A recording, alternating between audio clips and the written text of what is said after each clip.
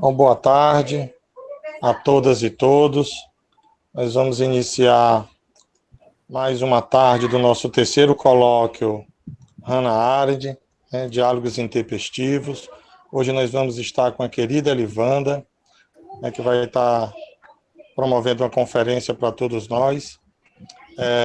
A Elivanda, na semana passada, o Paulo tinha dito que o meu coração era grande demais, que cabia muita gente. É verdade, eu acho que é uma das melhores coisas que eu encontrei na comunidade arendtiana, é um sentimento de filia muito forte, né? O Grupo Arendt, e através do Odílio, foi que eu aprendi isso, que a gente desenvolve laços de afetos muito significativos, né? E tão sólidos que a gente vai aprendendo a amar as pessoas.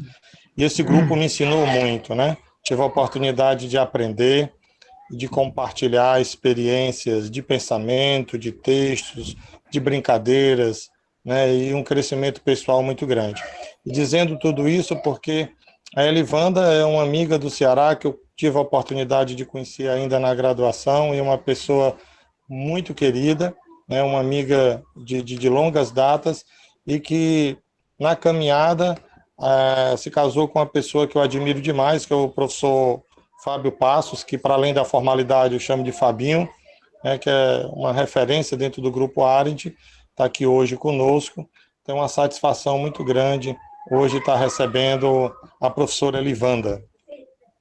A Elivanda vai trabalhar para nós Hannah Arendt e o sentido da ação. Quando agimos politicamente, a Elivanda é doutora em filosofia pela Federal de Minas Gerais, é membro da rede de mulheres filósofas da América Latina, é membro do núcleo de pesquisa Hannah Arendt, da UFPI, é editora dos Cadernos Arendt, atualmente é professora de filosofia do Departamento de Filosofia da Federal do Piauí, foi professora de filosofia do Departamento de Fundamentos da Educação da UFPI, é organizadora do livro Hannah Arendt, Pensamento, Revolução e Poder, realiza pesquisa na área de filosofia política contemporânea, com ênfase no pensamento político de Hannah Arendt, Angela Davis, Nancy Fraser, Giorgio Agamben e Michel Foucault, atuando principalmente nos seguintes temas: política e direito, política e economia,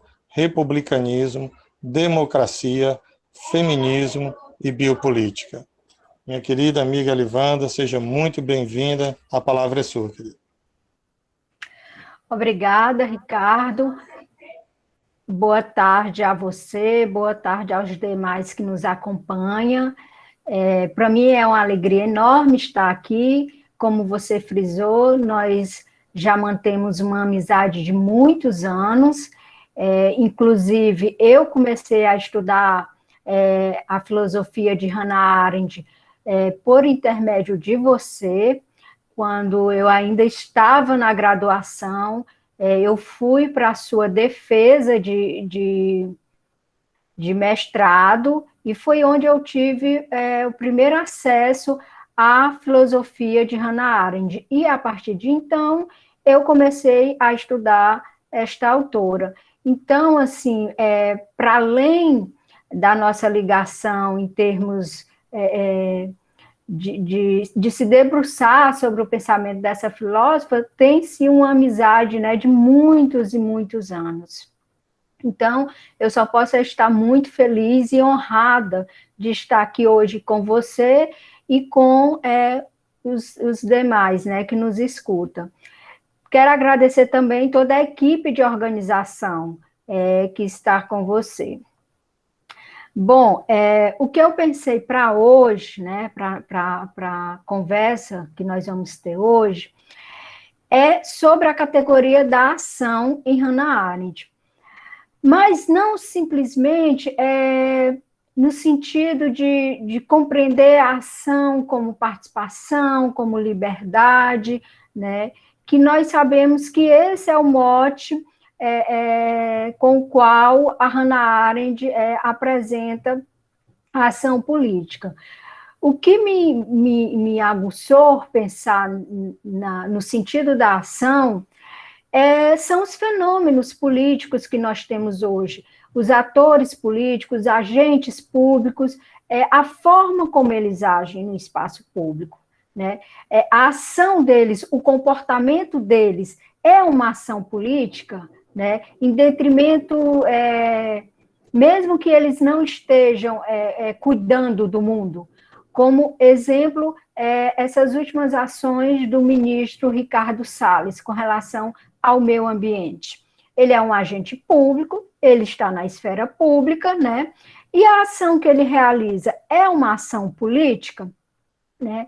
Então, assim, essas questões, elas têm me preocupado bastante e o que eu vou apresentar aqui, na verdade, é um braço, né, de uma pesquisa maior que eu desenvolvi no meu doutorado sobre o republicanismo em Hannah Arendt, né, no sentido de demonstrar a primazia, né, da ação política na obra dessa filósofa.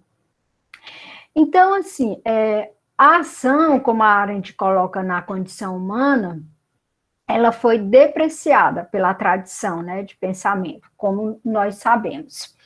Então, assim, esse desprezo, ele teve consequências graves para toda a tradição, né, e também para o diagnóstico negativo, né, da modernidade. Porque o que a tradição não compreendeu, né, é exatamente o que o republicanismo, né, pauta, que é exatamente de associar a ação, né, com a capacidade dos indivíduos agirem na cidade. E é exatamente esse significado que a Arendt joga luz na sua obra.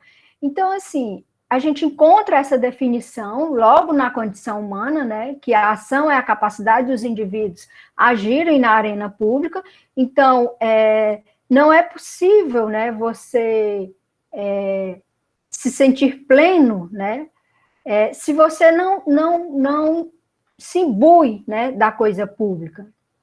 Então, já entre o passado e o futuro, ela vai atrelar ação à liberdade, porque ela vai dizer o seguinte, que pelo homem, né, em virtude do ser humano, ser o começo, é que ele pode introduzir no mundo a faculdade de começar. E essa faculdade, ela vai dizer que é a liberdade. Então, é exatamente porque os indivíduos são livres, né?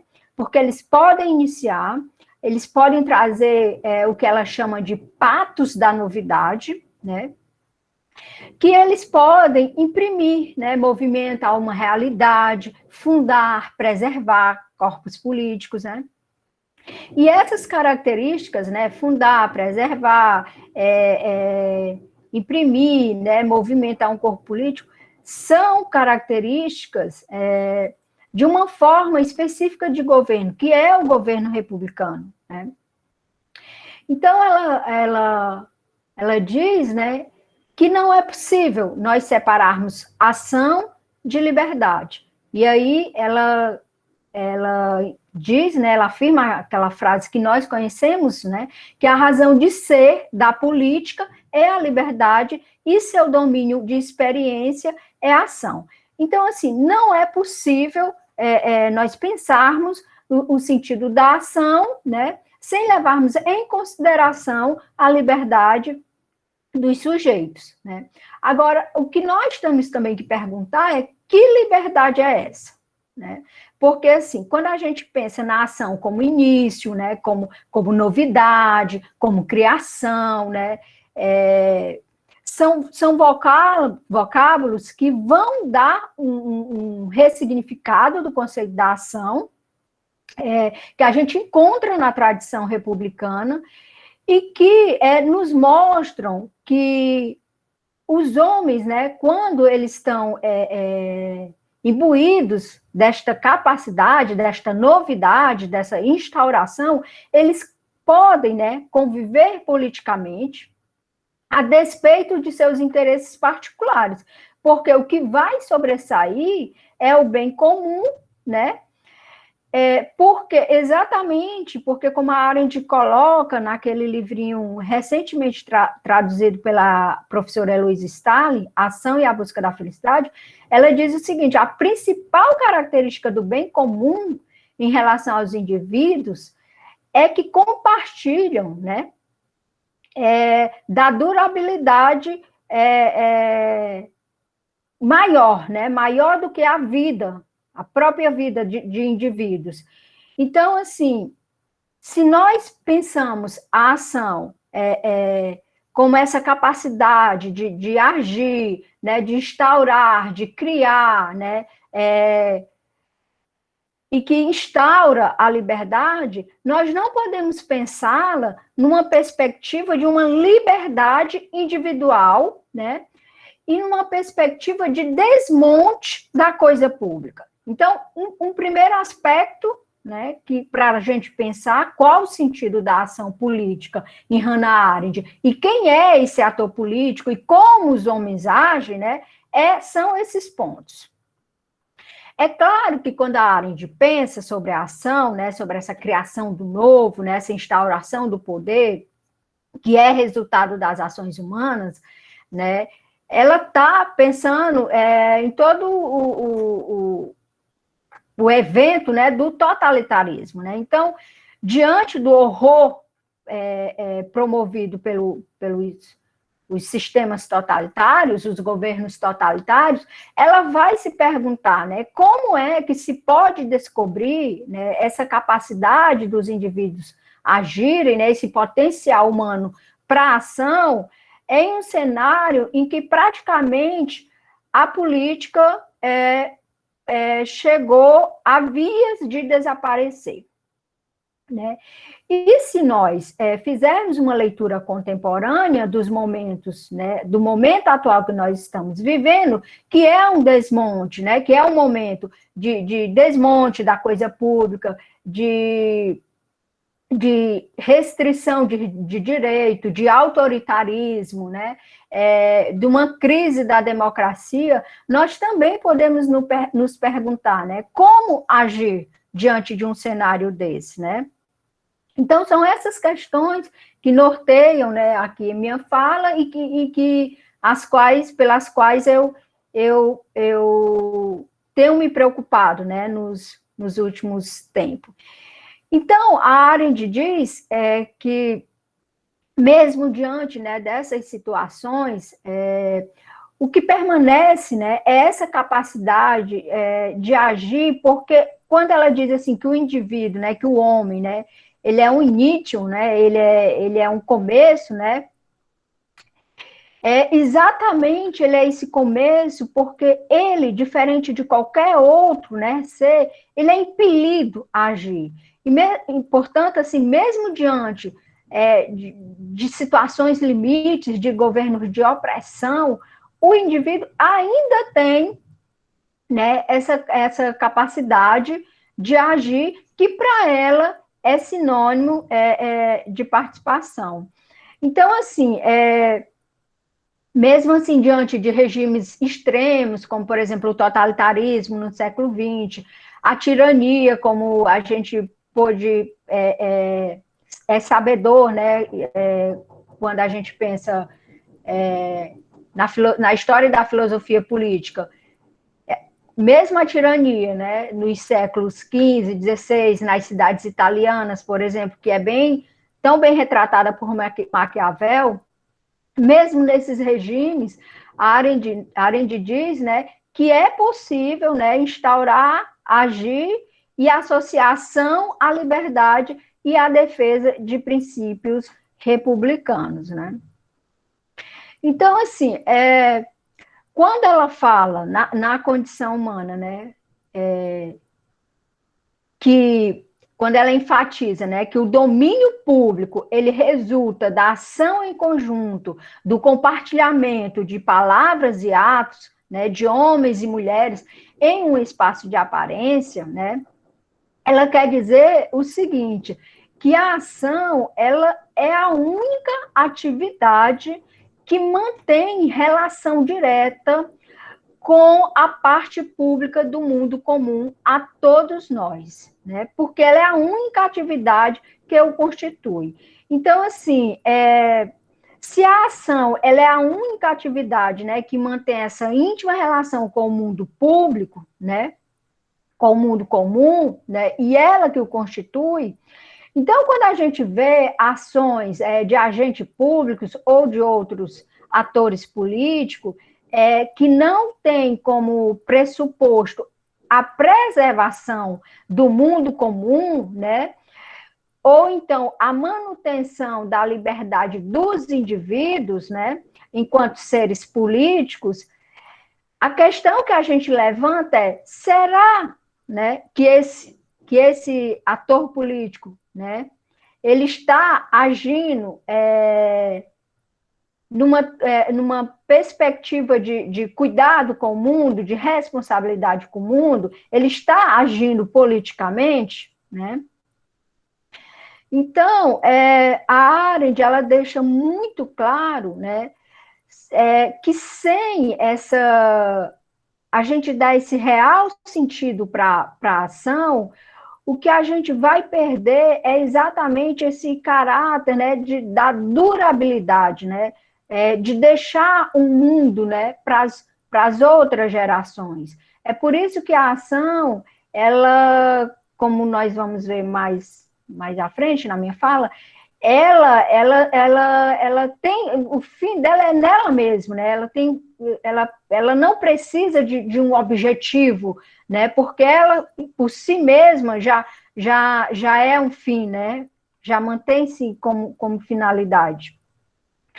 Então, a ação, ela mantém, né, essa estreita relação com a liberdade, porque ela corresponde, como a Arendt coloca, na condição humana, ela corresponde à pluralidade, né? Ao fato de que os homens, né, vivem na Terra e habitam o mundo. E é essa pluralidade que é inerente a todo agir, que é um dos aspectos peculiares da ação e que faz com que nós entendamos que a ação, portanto, ela jamais pode ocorrer no isolamento. Ela é sempre um ato de grupo, um ato que surge da reunião dos atores políticos quando estão voltados para os interesses que são comuns a todos, ou seja, quando comprometidos com a coisa pública. Isso aqui é muito interessante e importante para nós compreendermos o sentido da ação em Arendt, né? Porque quando ela diz assim, olha, a ação não tem como ocorrer no isolamento, né? Ela precisa desse espaço da aparência, né? Ela precisa, o ator político, ele precisa demonstrar interesses com a coisa pública, com o que é de interesse comum, né? Então, se a gente vê, né, observa agentes públicos escamoteando, né, a legislação, substituindo a sociedade civil, membros de ONGs, dos conselhos, né, dos conselhos públicos, para que eles possam passar devidas demandas, né, que só os interessam em termos de interesses particulares. Então, nesse sentido, essa ação ela não é política, né, no sentido de que tem que ter um grupo, né, tem que estar amparado na coisa pública e tem que estar voltado para interesses que são comuns e não interesses particulares. Então, a Arendt, né, para além do que ela afirma na condição humana e entre o passado e o futuro, como eu já fiz, né, esse raio-x agora para vocês, uma outra obra que a gente também pode levar em consideração para nós compreendermos esse sentido da ação nesta autora, né, é o textozinho O que é a política. Esse texto era para ter sido concluído, só que a Arendt no mesmo momento que ela estava escrevendo essa introdução, né, que seria uma introdução à política, ela também começou a se preocupar com o tema da Revolução, né? Isso aí entre os anos 1955 e 1958. Então, ela acabou por deixar esse projeto de lado, né, e se envolver mais, né, com a temática da Revolução, que resultou no livro sobre a Revolução. Contudo, nós conhecemos esses fragmentos no texto O que é a Política, né? E nesse texto, ele nos dá alguns indícios, né, alguns indicativos para a gente pensar essa categoria da ação. No fragmento 3D, por exemplo, a Arendt ela vai distinguir 3 elementos para a gente pensar quem é esse indivíduo que age. Ela vai falar de meta, ela vai falar de objetivo e ela vai falar de sentido, né? Isso tudo para a gente compreender como que desencadeia as ações em âmbito público, né? Então, ela está se perguntando aí qual é o sentido da ação.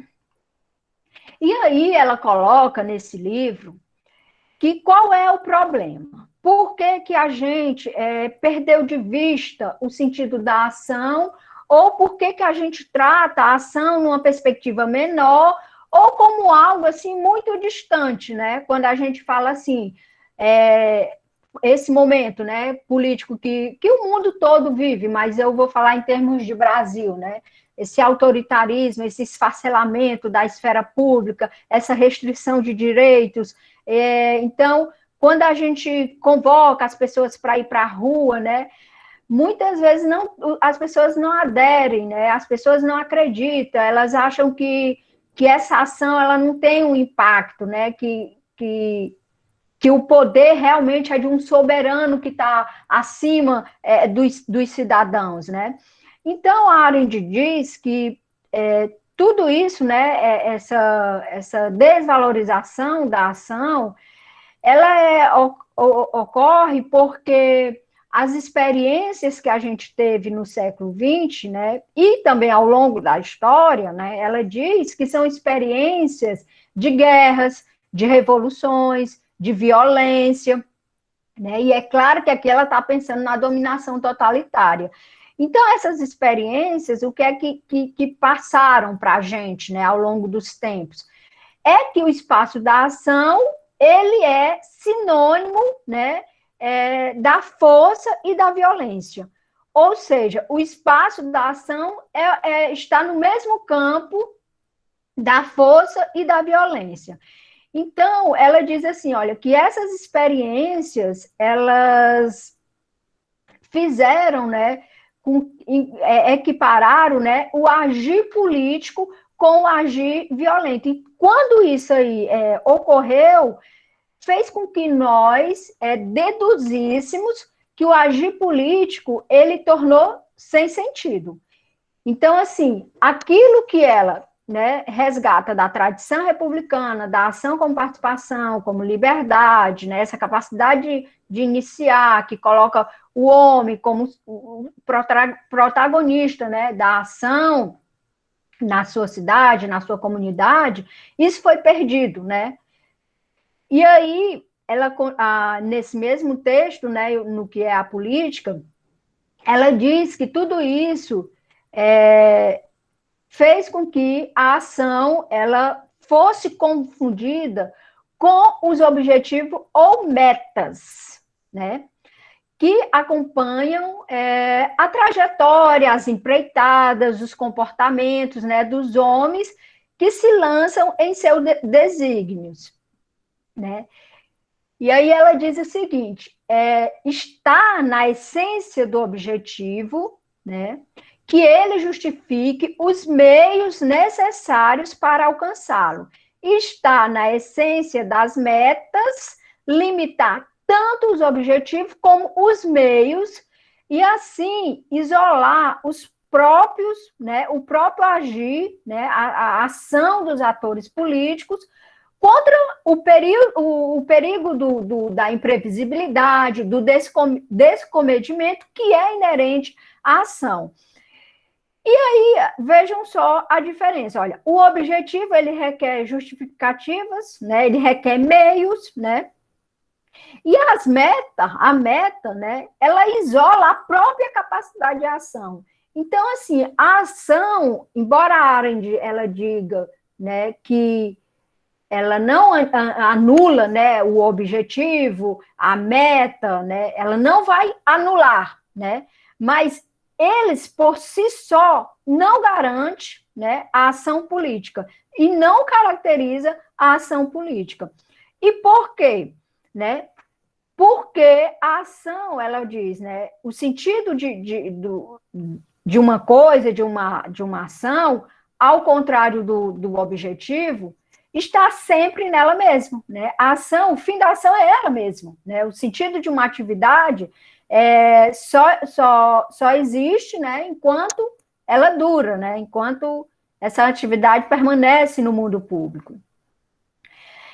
Então, casando com esses fragmentos, né, que tem nesse texto que é a política, lá entre o passado e o futuro, no texto que é a liberdade, ela, de novo, né, mais uma vez, coloca essa questão do objetivo, da meta, para a gente pensar a ação, e ela diz o seguinte, abre aspas, para que seja livre a ação, ela deve ser livre, por um lado, dos motivos, e, por outro lado, do fim intencionado, como um efeito previsível.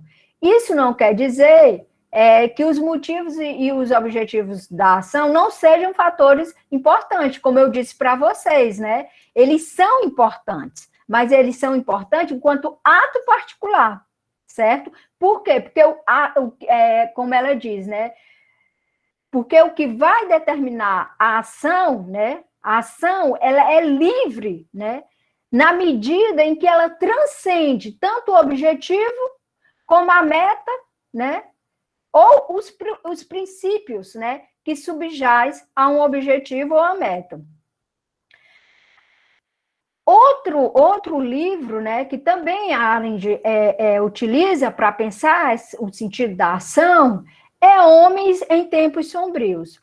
No texto que ela profere, no discurso que ela vai proferir na cidade de Hamburgo, em ocasião do Prêmio Less, ela vai, mais uma vez, se perguntar, né, pelo sentido da ação, e vai relacionar, neste momento, a ação com o aspecto da narração, né? E ela diz o seguinte, né? Que o sentido de um ato executado se revela apenas quando a própria ação já se encerrou e pode, né, se tornar uma história, ou seja, pode ser narrada, né? Se tornou uma obra no mundo, né? Aquele ator político encontrou a glória, né? Para falar uma linguagem do Maquiavel.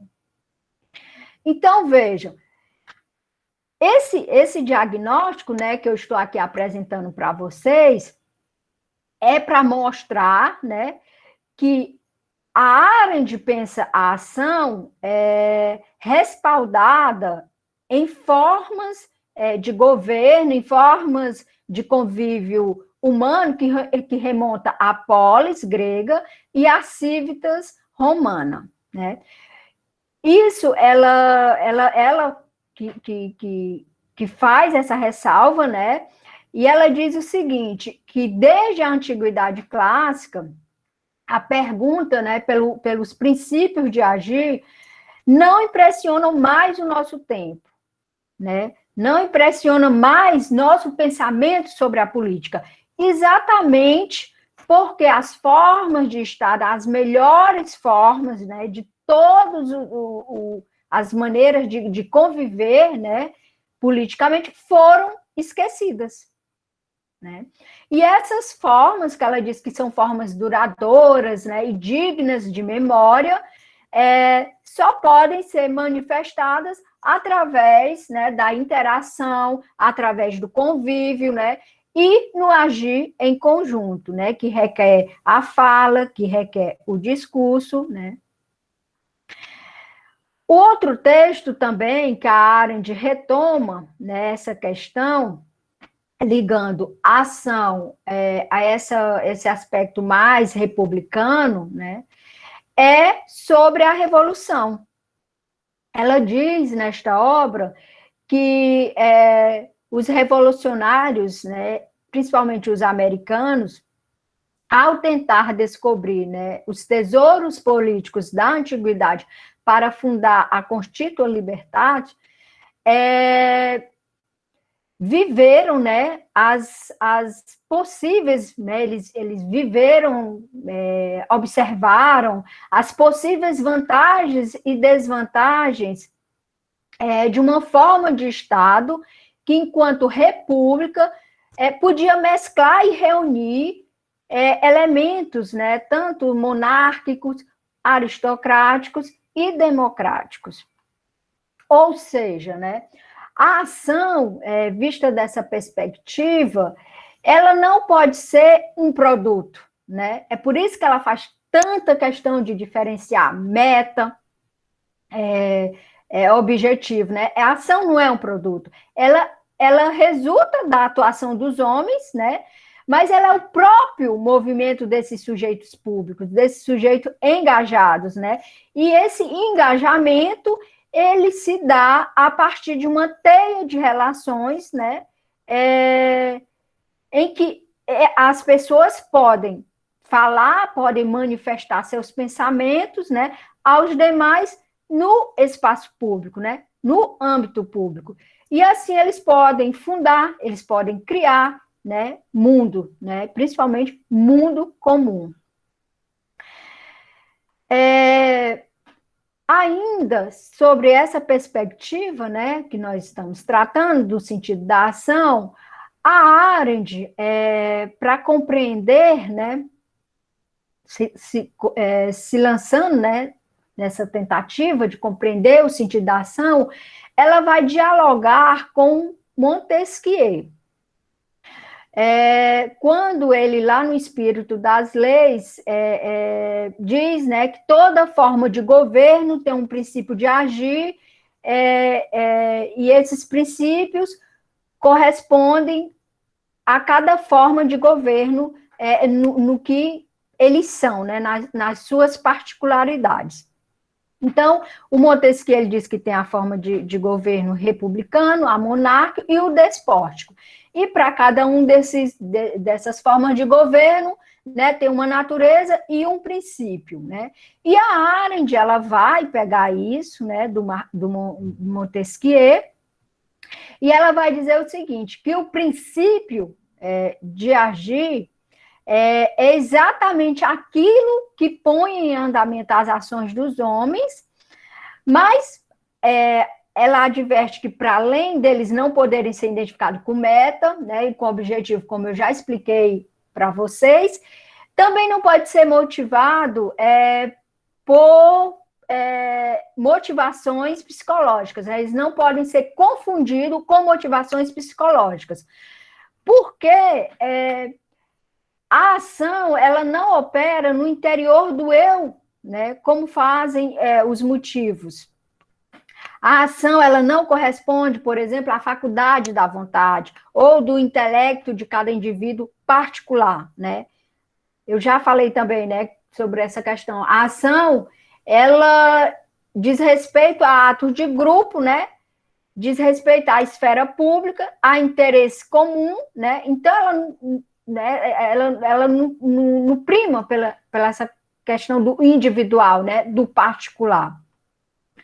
Né? Então, a dimensão política, né, que estrutura cada forma de governo, são os critérios orientadores que inspiram as ações de governantes, né, e dos cidadãos, nos quais as ações na esfera pública são julgadas para além do padrão meramente de legal ou ilegal, né? E aí, a gente, mais uma vez, pode fazer esse recorte, né, do que a gente vê na política brasileira atual, né? As ações dos agentes públicos, elas ocorrem, né, numa perspectiva da legalidade, né? E o que interessa, né, é só esse aspecto da legalidade e essas leis, né, essas leis que estão sobre a tutela do soberano, elas são leis que contemplam, né, o mundo comum, que contemplam os cidadãos, né? É por isso que ela diz aqui, né, que a ação na esfera pública ela vai ser, ela é julgada para além, né, desse padrão da legalidade. Então, o princípio da ação induz, antes de qualquer coisa, né, faz com que nós pensemos, antes de qualquer coisa, que o homem, né, ao agir, ele é a própria origem, né, desse agir e se alimenta desse agir sem cessar, né? É o que ela desenvolve mais tarde, sobre a Revolução, o conceito de felicidade pública, né? Então, vejam, a ação, ela realmente brota de um princípio inspirador, né, que pode ser a honra na monarquia, o medo na tirania ou a virtude na república, como o Montesquieu coloca no livro, mas a Arendt também inclui a excelência, ela vai incluir outros elementos, ela vai incluir a excelência, a glória, ela vai incluir o amor à igualdade. E quando eu estava pesquisando sobre esse tema, eu fiquei surpresa, né, e pensando por muito tempo sobre essa questão, porque a Arendt também vai incluir, e isso está lá Entre o Passado e o Futuro, o ódio e a desconfiança, né? Então, nesses princípios da ação, ela vai dizer que... Só um instante.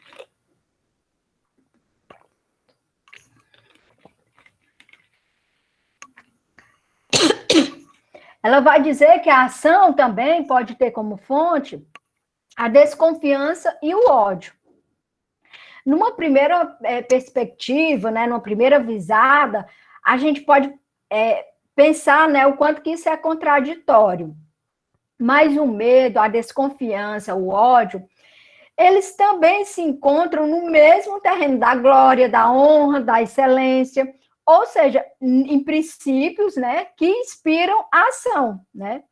Isso pode ser, né, apresentar aparentemente uma contradição, mas ela é desfeita quando a gente compreende que esses princípios eles estão associados a regimes como a tirania, ao despotismo e ao totalitarismo, né?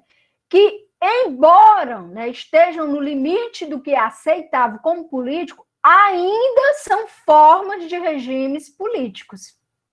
Né? É verdade que eles são formas de regime político que não garante a liberdade dos cidadãos e, né, principalmente, sua capacidade de atuação, pois a ação, né, que ocorre no interior desses regimes, elas mais se assemelham, como a Arendt coloca, a um movimento direcionado pela violência, do que uma proposta de fundação de um corpo político que respeita a pluralidade, né, dos agentes e promova a liberdade, né? Então, a ação que está relacionada ao princípio do medo, da desconfiança e do ódio, ela não é capaz de fundar corpos políticos, ainda que seja executada no limite extremo de uma forma de regime político. E, assim, também nunca é demais, né, nós lembrarmos que esses regimes, eles veem a ação como um estorvo, né? A preocupação deles é destruir tudo, né, tudo no sentido que possa promover algum oásis, né, para a ação dos indivíduos. Então, assim, eles não estão preocupados, né, em fomentar a ação, né? Então, a ação para eles é um estofo e não se mantém duradoura como uma estrela polar a guiar a liberdade dos cidadãos. Porque o medo, né, como princípio de ação, ele tem relação, como a Arendt vai colocar lá em Origens do totalitarismo, com a experiência fundamental de desamparo, né? Experiência essa que as pessoas estão incapacitadas de agir, né? Então, para finalizar aqui minha fala, né, o que a Arendt ela ressalta é que a ação, né, o que põe em andamento a ação, né, o que revela essa capacidade dos homens e de mulheres de iniciarem um feito, né, em âmbito público e sedimentar um terreno no qual eles né, tenham o poder de fala e se sintam, manifestem sua pluralidade, sintam-se como seres únicos e distintos, ela ressalta que isso não é possível de brotar em uma burocracia, né, uma forma de governo que se utiliza amplamente dos recursos da violência, do recurso da perseguição, e como tentativa, né, de silenciar esse desejo humano que é próprio, né, do humano, né, que é de criar, né, que é de conviver politicamente, né, porque ela diz que isso é exatamente que demonstra a pluralidade e a liberdade que cada um manifesta e é o que faz brilhar e é o que mantém, né, o domínio público. Então, sem esse compromisso mútuo, né, do homem público, do ator político ou do homem que age, né, não é possível da gente pensar em um cidadão que atue na esfera pública. Era isso que eu queria trazer para vocês e agradeço e estou disponível para as perguntas.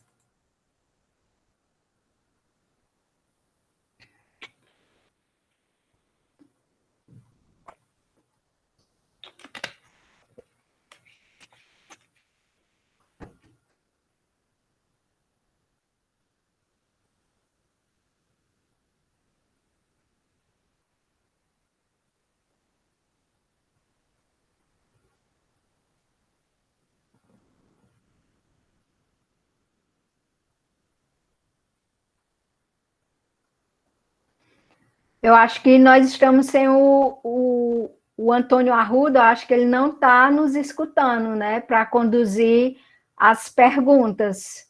Então, eu penso que quem tiver perguntas já pode abrir o microfone e fazer as perguntas. Perdão, minha internet travou, aí eu estava escutando pelo celular. Mas já que a professora Elivanda já adiantou, desde já agradeço pelo tempo que a gente vai ter, 1h05 de debate para perguntar.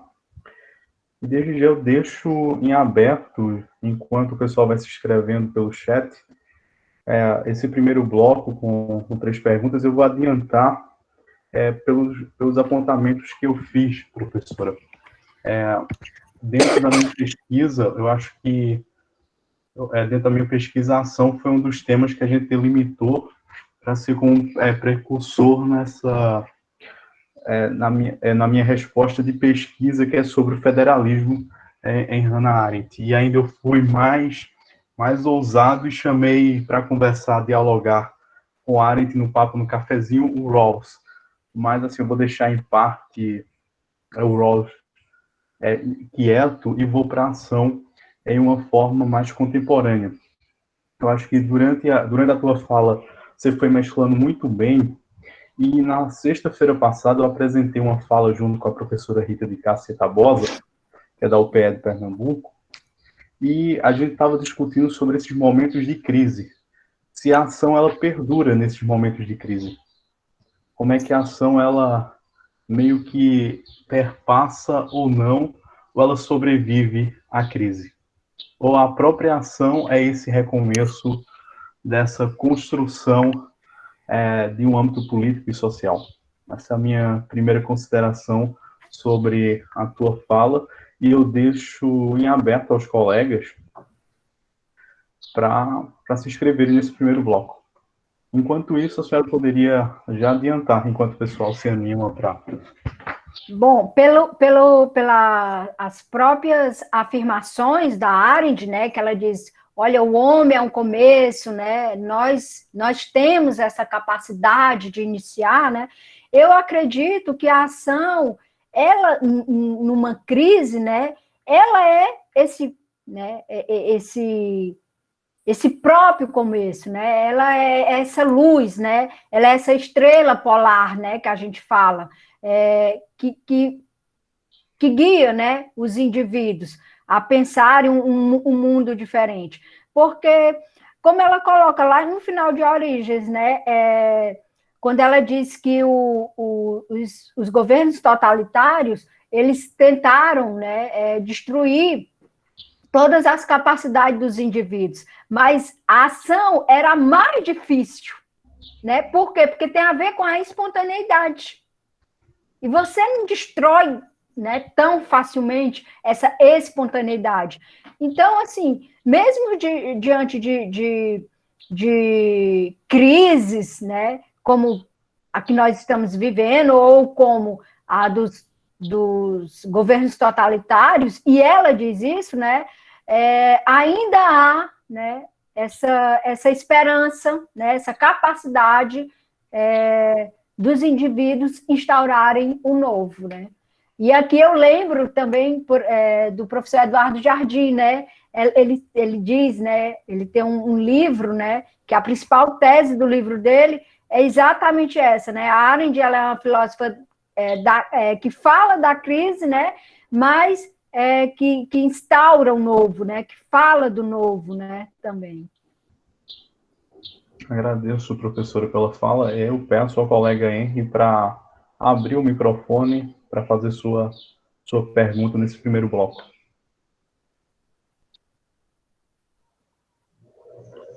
Boa tarde a todos e a todas. Gostaria primeiro de agradecer pela excelente palestra e perdoem-me, mas perdoem primeiro pela timidez, em segundo lugar, mas é realmente muito bom poder ouvir a Arendt mediante a voz de uma mulher. Eu sou orientado de filosofia, né? Sou formado em Direito, orientado de filosofia no mestrado, sou um professor, e tenho no grupo daqui de Aracaju, não tem nenhuma professora que leia Arendt, então é um pouco difícil ouvir isso por um outro olhar. Parabéns de novo, professora, e eu queria só fazer uma pergunta. Como ficaria essa questão da ação mediante a irreflexão? Como é que poderíamos ver essa ação durante o julgamento do Eichmann, por exemplo? Como seria isso?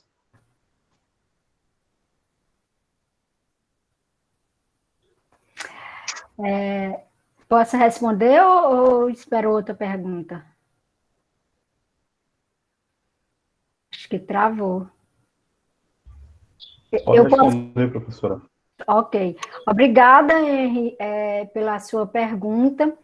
Bom, essa pergunta para relacionar a ação, né, com a incapacidade de pensar, é a pergunta que guia os estudos, né, do núcleo de pesquisa Hannah Arendt, do qual eu faço parte. Né? Nós estamos estudando atualmente a Faculdade do Pensamento, e é uma das perguntas, né, que guia nossas discussões, né? Qual é a relação da ação com a Faculdade do Pensamento, né? o Eichmann, ele agiu, né? A ação dele estava respaldada em alguma reflexão ou não, né? Então, a Arendt, ela diz que o Eichmann, ele agiu exatamente, a ação dele foi fruto de uma incapacidade de pensar, né? De um vazio de pensamento. Então, nesse sentido, a gente se pergunta sempre assim, né? Esses indivíduos, né, que têm ações no sentido não de cuidado com o mundo, né? Não de promover, né, a liberdade, a felicidade, né? Essa ação, ela é política, essa ação, ela foi ativada pela capacidade de pensar, né? Se a gente pensar, né, que a faculdade do pensamento, ela não tem um resultado, né, no sentido do agir, né, que a Arendt coloca, a gente vai ver o Eichmann simplesmente como um ser, né, que, como a Arendt, inclusive, coloca, que atendeu ordens, né? Que atendeu ordens. Mas aí, como eu tenho pensado nessas questões, né, e discutido no núcleo, né, Hannah Arendt, inclusive eu acho que uma das últimas vezes eu falei isso, né, que eu penso que a gente sempre pensa assim numa perspectiva da ação numa perspectiva positiva, do pensamento numa perspectiva positiva. Mas aí, essas pessoas, elas, de alguma forma, elas não agiram, né? De alguma forma, elas não pensaram. Só que aí, a questão é que essa ação, né? Esta ação, ela não está respaldada no que a Arendt tanto fala, que é o cuidado com o mundo, o amor mútuo, a felicidade pública, né? E por isso que, nesse sentido, no caso, não teria uma implicação política, né?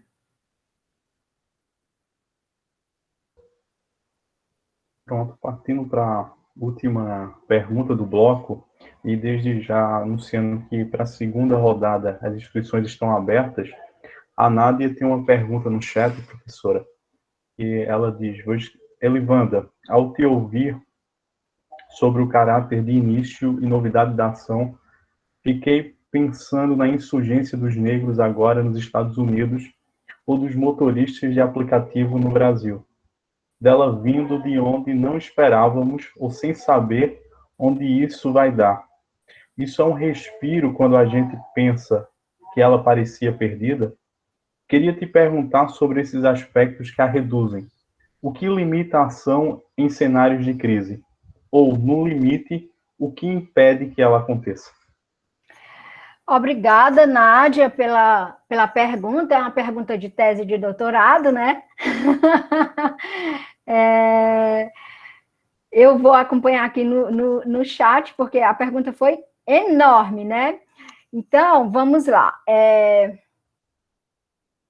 Queria te perguntar sobre os aspectos que reduzem a ação, né? E o que limita no cenário de crise. Bom, a gente vive numa sociedade de massa, né? Que a Arendt também coloca, né?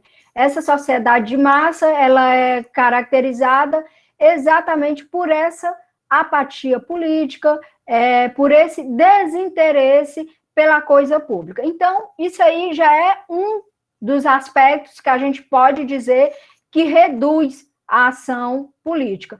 Um outro aspecto, né, que limita a ação diante de uma crise, né, e essa crise que a gente vive hoje é a crise neoliberal, né, a gente pode dizer também que quando o econômico, ele tem primazia sobre o político, né? Então, assim, se o econômico, ele tiver, né, e como tem atualmente, primazia sobre o político, então a ação, esse cuidado com o mundo, essa promoção da liberdade, ela não vai ter espaço, porque o que a gente vai ver serão os agentes públicos agindo para atender os interesses privados, né? E os interesses do povo, os interesses comuns, eles não serão atendidos. Então, isso, né, já limita muito, né? E o que impede, né, que ela aconteça? Exatamente esses aspectos, né, Nádia? Eu penso que essa incapacidade dos indivíduos hoje, né, não se envolverem com a coisa pública, essa apatia política, também outro aspecto que eu vejo muito também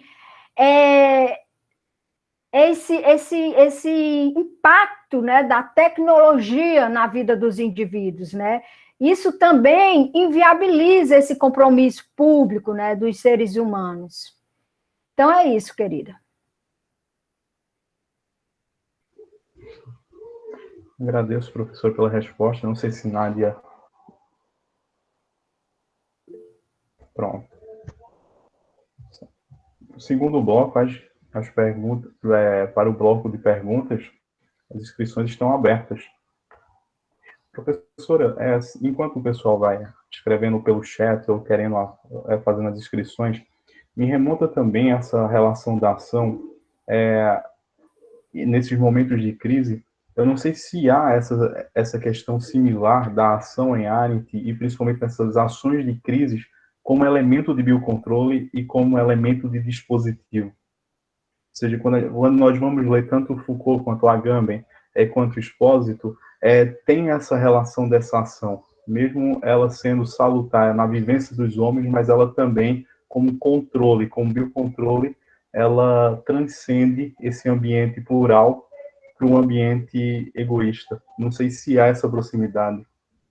Essa perspectiva do aspecto biopolítico na obra da Arendt, eu desenvolvi na minha dissertação de mestrado. Então, lá eu fiz uma leitura da naturalização da vida, tal como ocorre nos campos de concentração, ressaltando principalmente os aspectos biopolíticos, né? E aí, claro, eu fiz esse diálogo com o Foucault e o Agamben. Então, a gente pode, sim, ver essa perspectiva da vida nua, né? Que, no caso, são exatamente, né, o que aconteceu nos campos, né? É uma tentativa de degradar a vida humana no seu mais baixo nível, né? Por isso que ela fala do cão, o cão de Pavlov, né? Então, assim, é possível, né? E ali a ação, ela foi cesseada, né? Ela foi inviabilizada de todas as formas, né? Então, quando ela diz assim que ela fala as três formas, né, de reduzir, né, o indivíduo ao mínimo denominador comum, né, as suas capacidades de inviabilizar, e quando ela fala daquelas três etapas, a etapa moral, individual, né, é exatamente esse aspecto, né, biopolítico que está em jogo. Eu agradeço, professora, pela resposta. O Expósito está sendo uma leitura nesse primeiro momento, nos momentos de ócio que a gente colocar nesse momento de pandemia, está dando essa abertura principalmente nos dois livros, o Categoria em Política e o BIOS, que ele realiza essa discussão, e eu vejo muito desses elementos, como a senhora falou, relacionado ao pensamento da Arendt, ao pensamento desses momentos biocontrole e biopolítico desses novos filósofos contemporâneos, que também foram leitores da Arendt. Lembrando ao pessoal que o link da frequência do DOC já está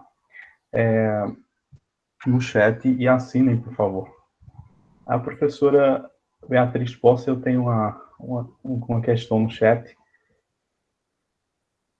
É que eu leio, a senhora está acompanhando? Estou acompanhando. Ela está perguntando se a atual pandemia, né, do Covid tem debilitado a possibilidade de ação no isolamento, obrigando, né, o espaço público debilitado, né? Acho que é isso.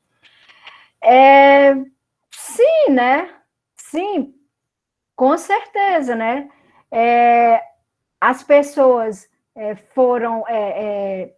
tiveram que fazer, né, o isolamento para se proteger de um vírus, e, assim, sem uma assistência, né, do governo, e nesse período, né, de pandemia, em que as famílias estavam nos seus lares, né, a gente viu, especificamente no Brasil, né, uma série de ações dos agentes públicos no sentido de desmontar, né, a coisa pública, de restringir as liberdades, de garantir direitos privados, né, ao agronegócio, aos fazendeiros, empresários, né, e a população, ela muito em casa, né, ficou inviabilizada de ir para as ruas ou de se manifestar, né? Quando muito a gente se manifestava através das famosas panelas ou acendendo as luzes nos prédios, né? Então as pessoas ficaram com receios, né, de ir para a rua. Entretanto, a gente viu, né, em várias partes do mundo, né, que também, né, a pandemia é mundial, as pessoas agindo politicamente, como esse movimento Vidas Negras Importam, né? Então, assim, o problema do racismo, né? Ele gritou maior, né? Do que uma crise sanitária, né? Então, as pessoas foram para a rua, né? Então, agora, aqui no Brasil, eu creio que isso está muito relacionado com o que eu havia explicado para a Arendt, né? Além de, claro, as pessoas ficarem com receio, né, de sair, porque muitos têm morbidades, realmente não podem, né? E uma doença que a gente, né, até hoje não sabe como lidar, né? Os médicos não sabem como lidar. Mas, para além desse aspecto, tem todos aqueles outros aspectos que eu já falei, né? Sociedade de massa, a questão de nós não nos interessarmos pela coisa pública, enfim. Bom, tem uma segunda... Para fechar esse segundo bloco, tem uma pergunta no chat também da Eva Martins Duarte.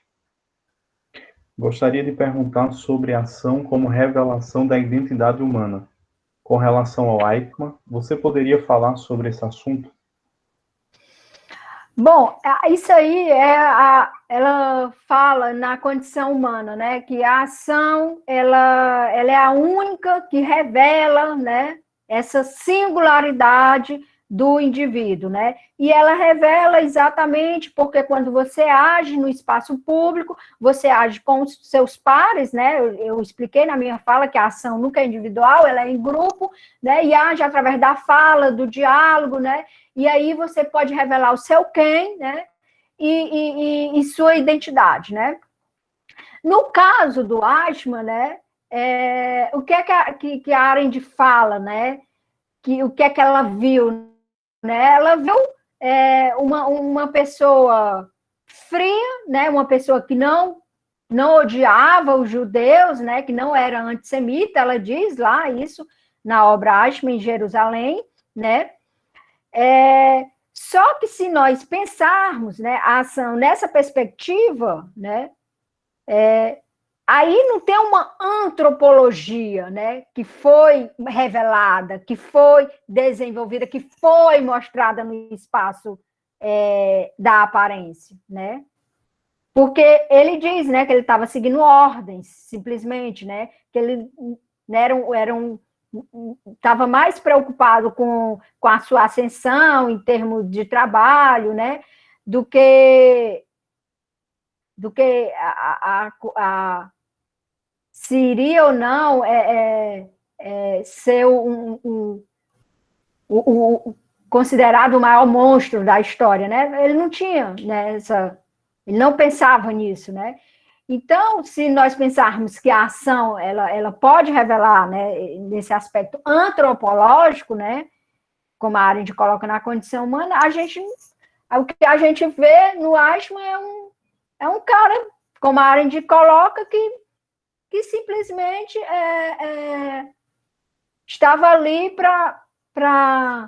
não para odiar, né? Ele não odiava os judeus, né? Como ela colocava. Ele só atendia ordens. Claro. Agradecemos, professora. Temos ainda tempo para um terceiro bloco de perguntas. Fiquem à vontade, tanto para abrir seus microfones, abrir suas câmeras, ou pelo próprio chat também. Dá prosseguimento à fala de hoje.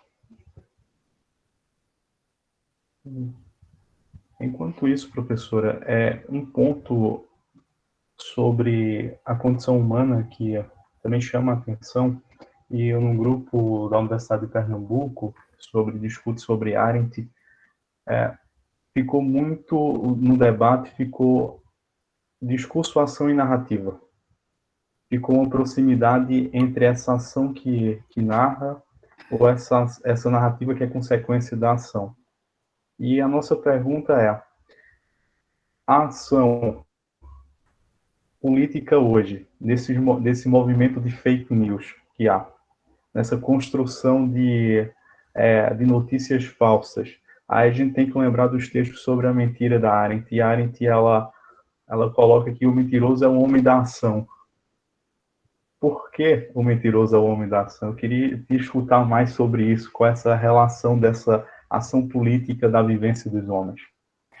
Então, esses aspectos é que me interessa, sabe, Antônio? Porque, assim, quando a gente pensa na política, a gente não pode pensar de forma uniforme, né? A política é o espaço do conflito, de diversos atores, né? Então, assim, quando ela coloca, né, esses indivíduos, né, que estão repassando, né, fake news, eles estão agindo, né? A ação deles tem um impacto radical, né? Só que aí, o que é que a gente tem que ligar, né, alguns elementos. Ela diz o seguinte: olha, a ação, ela não ocorre no escuro, né? Ela ocorre no espaço da aparência.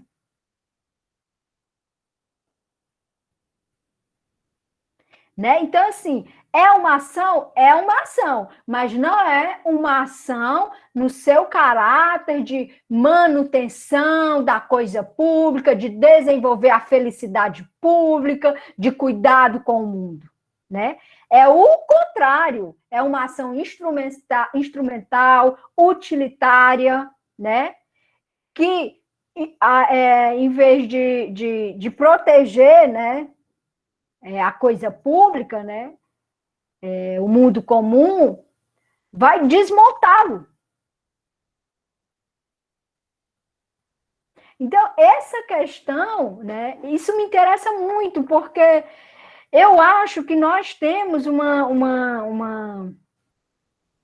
A gente lê a Arendt, quando a gente lê a Arendt, sempre numa perspectiva, assim, de uma coisa assim, romantizada, ação, não, você vai agir no espaço público, só que a política é um espaço do conflito, entendeu? Tem interesses, né? Então, o que nós temos que entender é qual é o sentido daquela ação. Ela promove liberdade? Liberdade para quem? né? Se a gente pensar, por exemplo, na questão do ministro Ricardo Salles, né? Ele desmontou o CONAMA, né? Ele tirou do CONAMA todos os representantes da sociedade civil, né? Os cientistas, deixou no CONAMA representantes do governo, né, e do agronegócio. E quando ele faz isso, ele consegue, através de decretos, promover ações que destruam o mundo, como, por exemplo, a destruição de restingas e caatingas. Né? A restinga e a caatinga é biodiversidade. A gente precisa daquilo ali. E por que destruir as restingas? Para construção de resorts, para atender o empresariado do setor hotelário, né? Então, é isso que a gente tem que entender. É um agente público? É um agente público. Está agindo? Está agindo. Está promovendo felicidade pública? Não está. É um homem de ação? É um homem, como a Arendt coloca, um homem mentiroso de ação? É. Então, são essas perspectivas que a gente tem que pensar. Eu agradeço, professora, pela tua fala, pela tua expressão. E eu deixo em aberto, se algum colega deseja fazer algum comentário, questionamento à professora Elivanda, fique à vontade, pode ser pelo chat, ou pode ser via microfone, ou ligar sua câmera.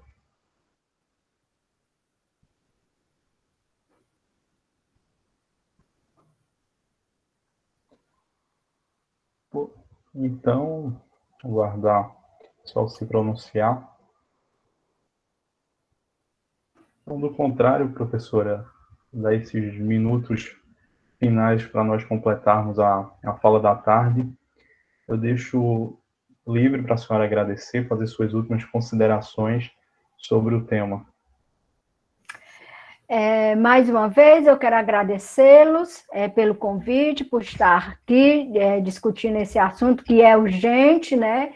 E que a gente precisa realmente pensar, né, sobre esse estatuto da ação, como que a gente age, né? Quem é o cidadão que age, quem é o agente público que age, para a gente fazer frente ou não, né? Recuar ou não. E era isso que eu queria dizer. Eu acho que a Arendt ela é muito, muito atual, né? A gente pode fazer várias reflexões a partir das contribuições dela, e eu espero que eu tenha conseguido iluminar, né, essas crise política, essa crise do autoritarismo que a gente vivencia hoje. Nós que agradecemos, professora, pela disponibilidade e lembrar mais uma vez os motivos pelo professor Ricardo teve que sair, torcer pela recuperação do pai dele, pelo procedimento cirúrgico, e agradecer aos colegas que vieram compartilhar conosco esta tarde e discutir sobre a ação.